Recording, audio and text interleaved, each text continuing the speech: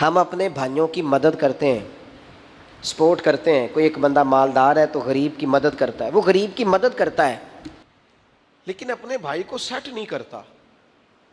یہ نہیں چاہتا کہ یہ بھی سٹینڈ ہو جائے، اس کو اس کے پیروں پر کھڑا نہیں کرنا چاہتا. امداد دیتے ہیں لوگوں کو لیکن یہ نہیں چاہتے کہ وہ ہمارے برابر آ کے کھڑے ہو جائیں، کوئی ایسا کام کریں کہ وہ بھی سٹینڈ ہو جائے. یہ نہیں ہم کرتے.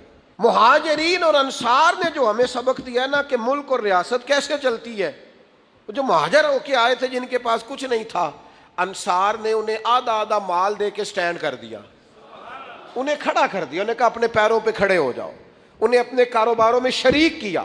ہم نے قوم کو زیادہ سے زیادہ یہ توجہ دلائی ہے کہ لنگر کا کھانا ہے، روٹی کھا لو، ضرورت پڑے گی تو مدد کر دیں گے. ان کو سٹینڈ کیا جائے. نبی پاک علیہ السلام محنت کی طرف امت کی رغبت دلاتے تھے. حضور فرماتے ہیں بہترین کھانا وہ ہے